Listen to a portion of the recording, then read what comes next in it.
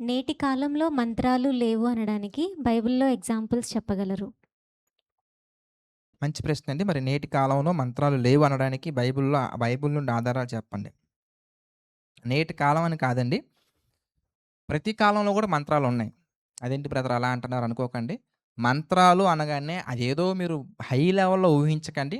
మంత్రాలు అనగా ఏంటి ఇంతకనగానే మనుషులను మాయపుచ్చటానికి, మనుషులను మోసం చేయటానికి మరి ఒక విద్యగా ప్రజలు ఏర్పరచుకున్నటువంటి ఒక గారడీ విద్య ఇది. గారడీ విద్య మీరు బాగా ఆలోచించాలి. అంటే దిస్ ఈస్ కాల్డ్ మరి అదొక కోర్స్. ప్రస్తుత కాలంలో మనం ఆలోచిస్తే కొన్ని కొన్ని యూనివర్సిటీస్‌లో దీన్నొక కోర్స్‌గా కూడా యాడ్ చేశారు.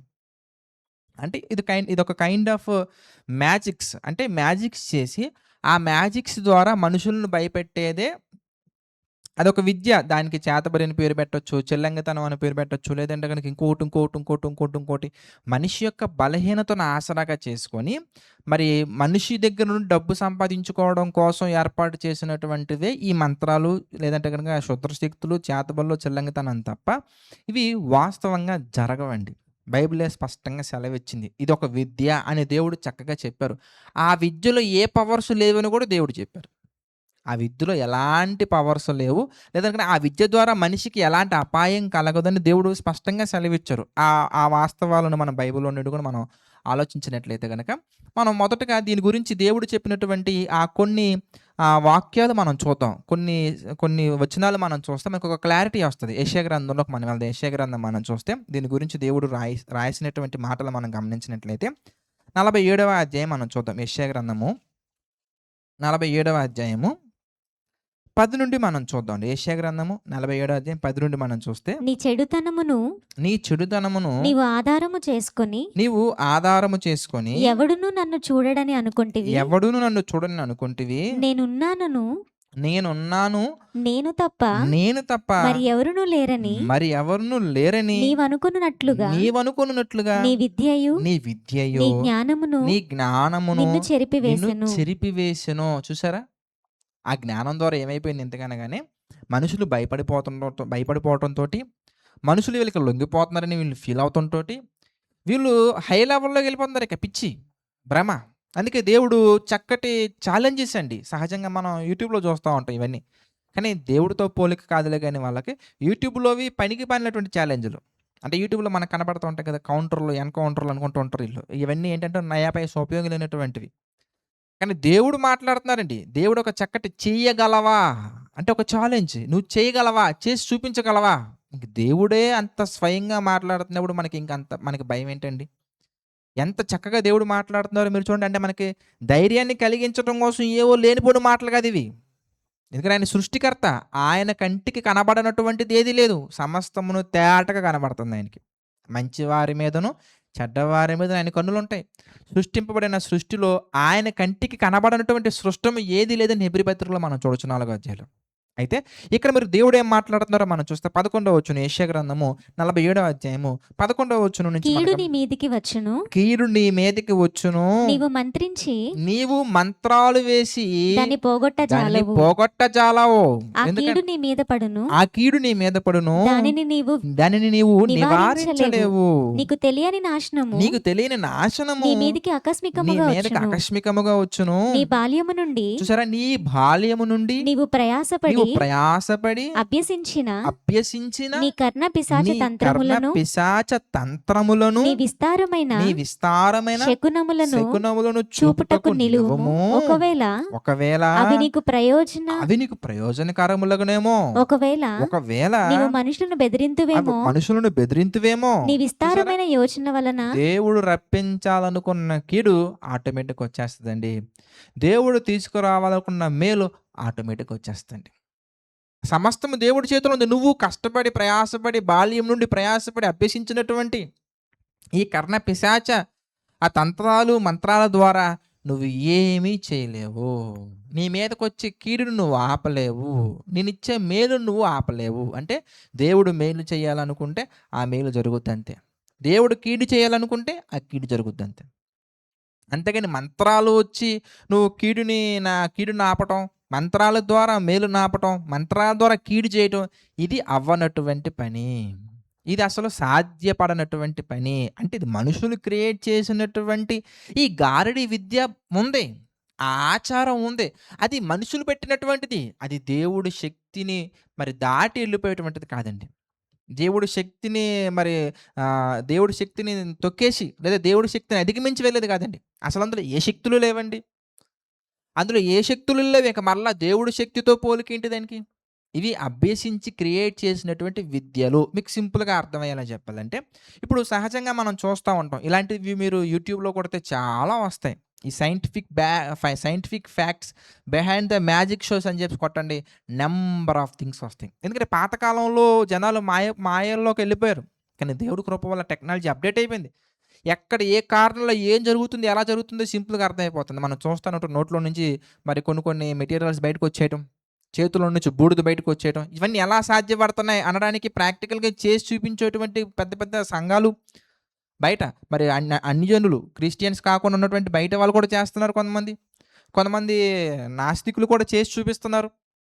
కొన్ని చోట్ల మనం చూస్తే టీవీ మీడియా వాళ్ళు కూడా స్పెషల్ ఫోకస్ చేసి వాటి మీద చాలా ఎక్స్‌పెరిమెంట్‌లు చేసి చూపిస్తున్నారు. మరి నూనెలో చేయబెడితే చెయ్యెందుకు కాలట్లేదు? దాని వెనక ఉన్నటువంటి సైంటిఫిక్ రీజన్ ఏంటి? ఒక మనిషి గాల్లో కూర్చోవడం ఏంటి? దీని వెనక సైంటిఫిక్ రీజన్ ఏంటి? ప్రతి దానికి కూడా చక్కటి ఆధారాలు మనకు కనబడుతున్నాయి. అవన్నీ మ్యాజిక్‌కి సంబంధించినటువంటి ఎడ్యుకేషన్ అది. అదొక ఎడ్యుకేషన్. అది నేర్చుకుంటే తప్పకుండా మీరైనా చేయొచ్చు. ఎడ్యుకేషన్ నేర్చుకుంటే మీరు చేయొచ్చు. దాని అర్థం వేరే మనిషిని మీరు లొంగ తీసుకోవడం, వేరే మనిషి మీదకొచ్చే కీడు చేయడం కాదు. దాని అర్థం ఏంటంటే అవన్నీ కూడా చిన్న చిన్న ఎక్స్‌పెరిమెంట్‌లు. సింపుల్‌గా మీకు చెప్పాలంటేనండి, ఇప్పుడు కొంతమంది ఏం చేస్తారంటే ఇంటికొచ్చేసి నిమ్మకాయ మన ముందు కట్ చేసిన వెంటనే నిమ్మకాయలో నుంచి బ్లడ్ వచ్చేస్తదండి. బ్లడ్ అని నేను ఎందుకన్నానంటే అది బ్లడ్ కాదు. అందులో నుంచి ఏం వస్తదో బయటకి ఎందుకనగానే రెడ్ కలర్ లిక్విడ్ బయటకొస్తది. దాన్ని మనకెలా కనబడుతుందంటే బ్లడ్ అనుకుంటాం మనం. వాస్తవంగా అది బ్లడ్ కాదండి. అందులో ఏముంటదయ్యా అంటే ఫార్ములా చెప్తాను నోట్ చేసుకొని మీరు కావాలంటే. ఫస్ట్ వాళ్ళేం చేస్తారంటే నైఫ్ అంటే కత్తికి వాళ్ళేం చేస్తారంటేనండి ఫెర్రస్ క్లోరైడ్ FeCl3 కలుపుతారండి. అదొక లిక్విడ్ అంటే ఫెర్రస్ క్లోరైడ్‌ని కలిపి ఆ తర్వాత ఆ లెమన్‌లో వాళ్ళేం చేస్తారంటే పొటాషియం థయోసైనేట్ అనేటటువంటి దాన్ని కలుపుతారు. అంటే ఇంజెక్ట్ చేస్తారు. అంటే ఈ పొటాషియం రిలేటెడ్ ఉన్నటువంటి దీనిని లెమన్‌లో ఇంజెక్ట్ చేయటం ద్వారా ఆ కత్తికి మరి ఫెర్రస్ క్లోరైడ్ కలపడం ద్వారా అదేమైపోద్దంటే ఆటోమేటిక్‌గా మనం కట్ చేసిన వెంటనే కలర్ చేంజ్ అయిపోద్ది. ఇది నిమ్మకాయలోనే గాదు. ఇది నిమ్మకాయలోనే కాదు. మీరు కావాలంటే ఇలాంటివి ఎక్స్‌పెరిమెంట్ మీరు బత్తాయిలో పెట్టి చేసినా సరిపోద్ది. సిట్రిక్ యాసిడ్ అంటారు చూసారా? అంటే పుల్లగా ఉండేటువంటి వాటిలో వేటిలో పెట్టి చేసినా మీకు క్లారిటీ వచ్చేస్తదండి. దీన్ని చూసి మనం ఏమనుకుంటాం అది అది మాంత్రికుడు జుమ్ జామ్ జుమ్ జుమ్ అని అంటేనే గాదు. మీరు మామూలుగా ఆరాధన, స్తుతి ఆరాధన పాట పాడుకుంటూ కూర్చున్న రెడ్ కలర్‌లోనే వస్తది బయటికది. మీరు ఏం చేయకపోయినా A+B² అనుకుంటూ కూర్చున్నా అదే వత్తది బయటికి. ఎందుకంటే ఆ మాట్లాడేటువంటి మాటలో లేదది. ఎందులో ఉంది ఎంతకనగానే కెమికల్స్‌లో ఉంది. ఏంటి ఆ కెమికల్స్ ఎంతకి అనగానే ఇదిగో పొటాషియం థయోసైనైడ్ అని ఒకటి. తర్వాత ఈ ఫెర్రస్ క్లోరైడ్ అనేది ఒకటి. ఈ రెండిట్లో ఉంది. ఈ రెండిట్లో ఉన్నటువంటి మ్యాజిక్ వల్ల అది బయటకొస్తుంది తప్ప ఆ కెమికల్స్ అనేవి రియాక్ట్ అవ్వడం ద్వారా ఆ రెడ్ కలర్ మనకు కనబడుతుంది తప్ప అందులో ఏమి లేదండి. అలాంటిదే మరొకటి మనం ఆలోచించామనుకోండి. కొంతమంది ఏం చేస్తారంటే ఆ వాటర్ తీసుకొని ఆ వాటర్ దగ్గర ఏవో మళ్ళీ మంత్రాలు చదువుతూ ఉంటారండి. ఆళ్ళ మంత్రాలు చదువుతున్న వెంటనే ఏమైపోద్ది ఇంతకనగానే ఇమ్మీడియేట్‌గా బ్లాక్ కలర్‌లోకొచ్చేస్తది. ఇంతకీ ఎందుకు బ్లాక్ కలర్‌లోకొస్తుంది అనగానే, వాళ్ళు మనకు తెలియకుండానైనా కావచ్చు, లేదంటే గనక ముందే అయినా కావచ్చు, వాళ్ళేం జేస్తారు ఇంతకనగానే చాలా సింపుల్‌గా అందులో కొన్ని కెమికల్స్ యాడ్ జేస్తారు. ఏంటి ఆ కెమికల్స్ అంటే యాడ్ చేసేటువంటి కెమికల్స్ ఏంటో మనం ఒకసారి ఆలోచించామనుకోండి. అంటే వాటర్‌లో ఏవేం కలుపుతారు ఇంతకనగానే మనం చక్కగా చూడొచ్చు. ఏమేమి కలుపుతారు ఇంతకీ ఇందులో హైడ్రోజన్ పెరాక్సైడ్, తర్వాత అయోడిన్, తర్వాత స్టార్చ్. ఈ 3 కలపడం ద్వారా ఏమైపోద్దంటే గనక ఈ 3 కలిపినటువంటి ఆ వాటర్‌లో మనం ఏమి అనకపోయినా, దాన్ని సీరియస్‌గా చూసినా, అసలు చూడకపోయినా, దాన్ని పట్టించుకోకపోయినా, దాని దగ్గర మనం A²+B²+2AB+B అని మనం ఏదన్నా లేదా గనక మేలులోని మేలులను పాట పాడినా, ఏది పాడినా అక్కడ నువ్వు ఏం చేసినా గానీ అక్కడ జరిగే రియాక్షన్ మాత్రం ఆగదండి. వెంటనే వాటర్ ఏమైపోద్ది ఎంతకనగానే బ్లాక్ కలర్‌లోకొచ్చేస్తది. నేను మీకు రెండే చెప్పా. ఇలాంటివి నంబర్ ఆఫ్ థింగ్స్ ఉన్నాయండి. నంబర్ ఆఫ్ థింగ్స్ ఉన్నాయి. మరి కర్చీఫ్‌లో నుంచి పావురం వచ్చేయటం గావచ్చు. ఎలా వస్తది ఇంతకనగానే దానికొక మ్యాజిక్ ఉంటది. దాన్ని మనం ఐడెంటిఫై చేయగలగాలి. ఇలా నంబర్ ఆఫ్ మ్యాజిక్స్ అనేవి అంటే నిజంగానే కర్చీఫ్‌లో నుంచి పావురం రాదండి. అక్కడ పావురాన్ని పెట్టి కట్టు అంటారు దాన్ని. దాన్నే విద్య. ఏ విద్య ఇది? గారడీ విద్య. దీన్ని ఉపయోగించి డబ్బులు సంపాదించుకునే వాళ్ళు లెవెల్స్‌లో ఉంటారు. కొంతమంది జనాలు పబ్లిక్‌లో ఏవో చేసి కొన్ని మ్యాజిక్ షోలు చేసి డబ్బులు సంపాదించుకుంటారు. ఇంకొంతమంది జనాల్ని భయపెడతారు. ఇంకొంతమంది జనాల్ని ఎంటర్‌టైన్‌మెంట్ జేస్తారు. ఇంకొంతమంది జనాలు బలహీనతతో ఆడుకొని లేనిపోనివి చెప్తారు. ఇలా రకరకాలుగా చేసి ఫైనల్ కాన్సెప్ట్ ఏంటి ఎందుకని డబ్బులు సంపాదించుకోవడమే. అంతకంటే వేరేది ఏముండదండి. అందుకే దేవుడు అంటున్నటువంటి మాట ఏంటి ఎందుకనగానే, మీరు నేర్చుకున్నటువంటి చిన్నప్పటి నుంచి అభ్యసించినటువంటి మీ కర్ణ పిశాచ తంత్రాల ద్వారా మీ మీదకొచ్చే కీడేమైనా మీరు ఆపగలరా? మనుషుల్ని ఏమైనా బెదిరించగలరా మీరు? చదవండి ఆ మాట యెషయా గ్రంథం మనం చూస్తే 47 అధ్యాయం మనం చూద్దాం. అంటే దేవుడు తీసుకురావాలనుకున్నటువంటి కీడును ఎవరు ఆపలేరు. చూడండి కావాలంటే 12వ వచనం. 11 వచనం మనం చూద్దాం. 12. 12 నీ చూద్దాం. బాల్యము నుండి నీ బాల్యము నుండి నీవు ప్రయాసపడి నీవు అభ్యసించిన ప్రయాసపడి అభ్యసించిన నీ కర్ణ పిశాచ నీ తంత్రములను కర్ణ పిశాచ తంత్రములను నీ విస్తారమైన నీ శకునములను విస్తారమైన శకునములను చూపుటకు నిలువుము. చూపుటకు నిలువుము. ఒకవేళ అవి మీకు ప్రయోజనకరములగునేమో. ప్రయోజనకరములగునేమో. ఒకవేళ నీవు మనుషులను బెదిరింతువేమో. నీవు మనుషుని బెదిరింతువేమో. నీ విస్తారమైన నీ విస్తారమైన యోచనల వలన నీవు అలసియున్నావు. జ్యోతిష్కులు నక్షత్ర సూచకులు మాసచర్య చెప్పువారు నిలువబడి నీ మీదికి వచ్చినవి రాకుండా నిన్ను తప్పించి రక్షించుదురేమో ఆలోచించము. వీళ్ళ వల్ల ఏమీ కాదు. ఒకవేళ ఉందని వీళ్ళు అంటే కనుక కరోనా టైంలో ఎటుపోయారు వీళ్ళందరూ? పెద్ద పెద్ద వైరస్లు చాలా వచ్చాయి కదండి. కరోనా టైంలో ఎటుపోయారు వీళ్ళంతా? వీళ్ళ వల్ల ఏమీ రాదండి. వీళ్ళ వల్ల నయ్యా పైసా ఉపయోగం లేదండి. అఫ్కోర్స్ దీని గురించి నేను పెద్ద పెద్ద ఎక్స్పెరిమెంట్లు చేసి చూపించాలనుకుంటున్నా ప్రపంచానికి. దేవుని కృప వలన ప్రభు చేత తప్పకుండా నేను చేసి చూపిస్తాను. వీళ్ళ వల్ల ప్రజలలో భయాందోళనలు పెరుగుతాయి తప్ప వీళ్ళకొచ్చేటువంటి అంటే వీళ్ళ ద్వారా ప్రపంచానికి వచ్చే ఉపయోగం ఏమీ లేదండి. ప్రపంచాన్ని భయపెట్టి డబ్బులు సంపాదించుకోవడం అంటే ప్రపంచాన్ని ఆనందింపజేసి డబ్బులు సంపాదించుకోవడం వేరు. ప్రపంచాన్ని భయపెట్టి డబ్బులు సంపాదించుకోవడం వేరు. ప్రపంచంలో ఉన్న వాళ్ళ బలహీనతను ఆసరా చేసుకొని వాళ్ళ బలహీనత మీద దెబ్బకొట్టి డబ్బులు సంపాదించుకోవడం వేరు. డబ్బులు సంపాదించుకుంటారు తప్ప దేవుడి దగ్గర నుండి వచ్చేటువంటి కీడు గాని, దేవుడి దగ్గర నుంచి వచ్చేటువంటి మేలు గాని వీళ్ళు ఏ మాత్రం కూడా ఎఫెక్ట్ చేయలేరు. సంఖ్యాకాండం ఒకసారి మనం చూద్దాం. సంఖ్యాకాండం మనం చూస్తే గనుక సంఖ్యాకాండము చక్కగా దేవుడు రాయించినటువంటి మాట ఒకసారి మనం చూద్దాం. సంఖ్యాకాండము దానికంటే ముందు దానియేలు గ్రంథం ఒకసారి చూద్దాం. దానియేలు గ్రంథము 2వ అధ్యాయము 10, 11 వచనాలు చూద్దాం. దానియేలు గ్రంథము 2వ అధ్యాయం 10, 11 వచనాలు మనం ఒకసారి చూసినట్లయితే గనక అందుకు కల్దీయులు ఇలాగు ప్రత్యుత్తరం ఇచ్చిరి. మీకు సందర్భం తెలుసు నేను అనుకుంటున్నాను. ఒకవేళ తెలియకపోతే 2వ అధ్యాయం 1వ వచనం నుంచి చదువుకోండి, మీకు అర్థమవుతుంది. సందర్భం ఏంటంటే రాజుగారు నిద్రపోతున్నప్పుడు రాజుగారికి ఒక కళ వస్తుందండి. ఆ కళ భావాన్ని చెప్పమంటారు. కొత్తగా వీళ్ళేం చేయాల్సిన అవసరం లే. వచ్చిన కళ ఏంటి, ఆ కళ భావం చెప్పండి అని చెప్పేసి మరి దానియేలు గ్రంథంలో ఉన్నటువంటి నెబుకద్నెజర్ గారు మాట్లాడినప్పుడు వాళ్ళ రిప్లై చూద్దాం. ఎలా ఉంది 10వ వచనం మనం చూస్తే, అందుకు కల్దీయులు ఇలాగు ప్రత్యుత్తరం ఇచ్చిరి. భూమి మీద ఏ మనుషుడును రాజు అడిగిన సంగతి చెప్పజాలడు. ఏ చక్రవర్తియు అధికారియు శకునగాని యొద్దను గారడి విద్య గలవారి యొద్దను కల్దీయుల యొద్దను ఇట్టి సంగతి విచారింపలేదు. అంటే ఎవరి వల్ల కాదది. ఎందుకంటే దేవుడు జ్ఞానం ఇవ్వాలి. ఆ తర్వాత దానియేలు గారికి దేవుడు జ్ఞానాన్ని ఇస్తారు.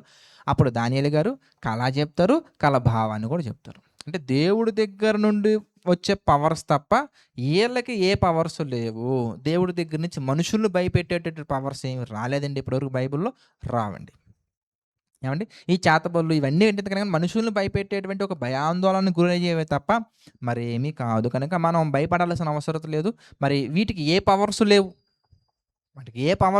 ఆ కెమికల్స్ నువ్వు కలిపి A²+B² అన్నా కూడా అది అయిపోద్ది. అక్కడ ఆ రెడ్ కలర్లో రావాల్సిన రెడ్ కలర్లో వస్తాయి. అలాగే బ్లాక్ కలర్లో మారిపోవాల్సిన బ్లాక్ కలర్లో మారిపోతుంటాయి. సడన్గా మండుతూ ఉంటాయి. సడన్గా ఆరిపోతూ ఉంటాయి. రకరకాల రియాక్షన్స్ అనేవి జరుగుతూ ఉంటాయి. నువ్వు ఏమన్నా అనకపోయినా జరుగుతూ ఉంటాయండి. సంఖ్యాకాండం చూద్దాం. సంఖ్యాకాండము 23వ అధ్యాయం మనం గమనించినట్లయితే కనుక 23వ వచనం చూద్దాం. సంఖ్యాకాండము 23వ అధ్యాయం 23వ వచనం చూద్దామండి.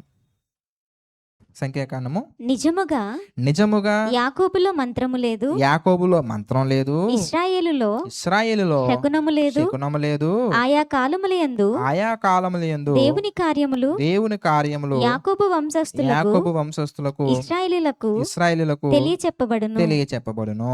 అంతేగాని ఈ మంత్రాలు గాని ఇలాంటివన్నీ కూడా ఒక బూటకాలే తప్ప అది నిజాలు కాదండి. ఇలాంటి సంఘటనే మనకి అపోస్తుల కార్యాలు కూడా మనకు కనబడుతుందండి. ఆళ్ళైతే చక్కగా వచ్చి మేమంతా గారడీ చేసేసామండి. మా దగ్గర ఏమీ లేదండి. వాళ్ళు చేసినటువంటి ఆ గారడీలు కూడా చెప్పి మరి పుస్తకాలను తగలెట్టేసాడండి. అపోస్తుల కార్యాలు మనం చూద్దాం. అపోస్తుల కార్యాలు మనం చూస్తే 19వ అధ్యాయం మనకు కనబడతాయి. అపోస్తుల కార్యాలు 19వ అధ్యాయంలో మనకి 18వ వచనం నుంచి మనం చూద్దాం. అపోస్తుల కార్యాలు 19వ అధ్యాయం 18వ వచనం చూద్దాం. విశ్వసించిన వారు అనేకులు వచ్చి విశ్వసించినటువంటి అనేకులు వచ్చి తాము చేసిన వాటిని తాము తెలియచెప్పి చేసిన వాటిని తెలియజెప్పి ఒప్పుకొనిరి. ఒప్పుకున్నారు. ఏంటి ఇంతకీ ఎలా మోసం చేశారు? ఏం చేశారంతా వాటిని ఒప్పుకొని తర్వాత ఏం చేశారు ఇంతకీ? మరియు మాంత్రిక విద్య అభ్యసించిన వారు మాంత్రిక విద్య అభ్యసించిన వారు అనేకులు అనేకులు తమ పుస్తకములు తెచ్చి తమ పుస్తకములు తెచ్చి అందరి ఎదుట వాటిని కాల్చివేసిరి. అందరి ఎదుట వాటిని కాల్చివేసిరి. చూసారా ఎంత చక్కగా ఉందో? అంటే ఇవి అన్నీ ఫేక్ అండి.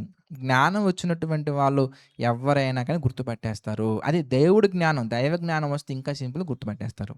కనుక మంత్రాల ద్వారా ఏదో అయిపోద్దనే భ్రమలోకి మీరు వెళ్ళకండి దయచేసి. అదంతా ఒక అబద్ధం. కనుక వీటన్నిటిని కూడా ఏంటంటే బ్యాక్‌గ్రౌండ్‌లోకి వెళ్ళి మనం చూస్తే మనకు అర్థమైపోద్ది. ఇప్పుడు అంతగా పెద్ద రీసెర్చ్‌లు కూడా అవసరం లేదు. చాట్‌జీపీటీలో కొట్టామనుకోండి, దీనివల్ల ఇలా ఎందుకు అవుతుందంటే సింపుల్‌గా చెప్తుంది. ఆ ఎక్స్‌పెరిమెంట్ మీరు కూడా మరి పెద్ద పెద్ద ప్రొఫెసర్స్ యొక్క సంరక్షణలో ఆళ్ళ గైడెన్స్‌లో చేస్తే మంచిది. ఎందుకంటే కొన్ని కొన్ని మనకి రివర్స్ అవుతూ ఉంటాయి. అంటే ఏదో అయిపోద్దంటే దాని అర్థం కాలటం గానీ, బర్నింగ్ సెన్సేషన్స్ రావటం గానీ, లేదంటే గనక మరి కంటికి పొగ తగలటం లాంటివి గానీ, ఏమన్నా జరుగుతూ ఉంటే కనుక ల్యాబ్స్‌లో లేదంటే గనక సైన్స్‌కి సంబంధించినటువంటి ప్రొఫెసర్స్ మధ్యలో మనం చేయడం ద్వారా ఏమవుతుందంటే మనకి ఒక క్లారిటీ వస్తది. లేదంటే ఆల్రెడీ చేసిన వీడియోస్ ఉంటాయి యూట్యూబ్‌లో, అవి చూస్తేనే మీకు స్పష్టత వచ్చేస్తది. అంతే తప్ప వాళ్ళేదో చేసేత్తన్నారు, ఈళ్ళేదో చేసేత్తన్నారని మాత్రం దయచేసి మీరు అనుకోకండి.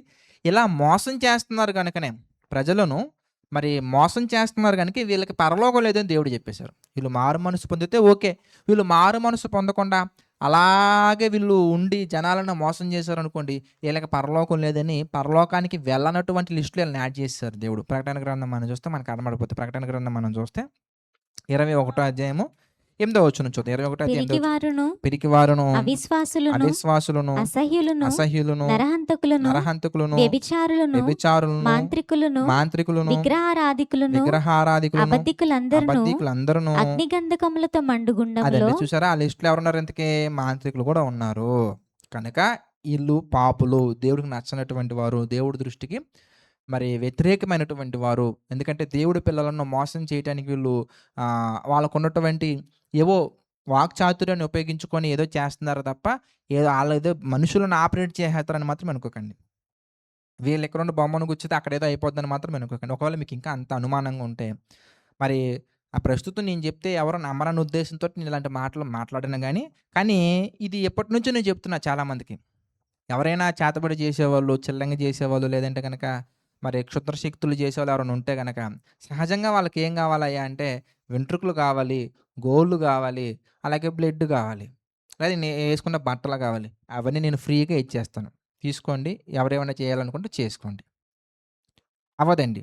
అది అయ్యే సమస్య లేదు. ఎందుకంటే ఇంత నేను ధైర్యంగా చెప్పేస్తున్నాను. నేనేదో ఒక చర్చలో కూర్చొని ఒక మూల చెప్తున్నటువంటి మాట కాదు. ఇది ఆన్‌లైన్‌లో కూడా పెడుతున్నటువంటి మాట. ప్రపంచవ్యాప్తంగా వెళ్తున్నటువంటి మాట ఇది. ఏ ఏ చా ఏ దేశంలో వాళ్ళు యూట్యూబ్ ఓపెన్ చేసి మన ఛానల్ పేరు కొట్టినా వస్తది.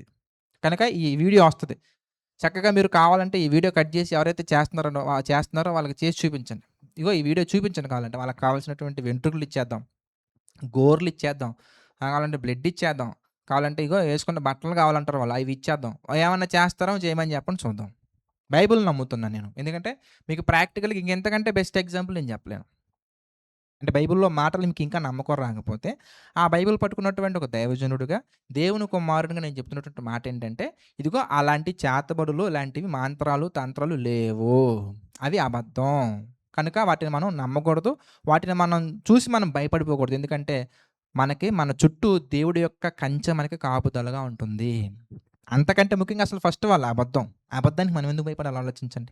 కనుక మీ ప్రశ్నకు సమాధానం వచ్చిందని భావిస్తున్నాను. స్టిల్ మీకు అర్థం కాని పాయింట్స్ ఏమైనా ఉంటే తప్పకుండా మీరు వాట్సాప్ చేసినట్లయితే నేను క్లారిఫై చేస్తాను. Next question please.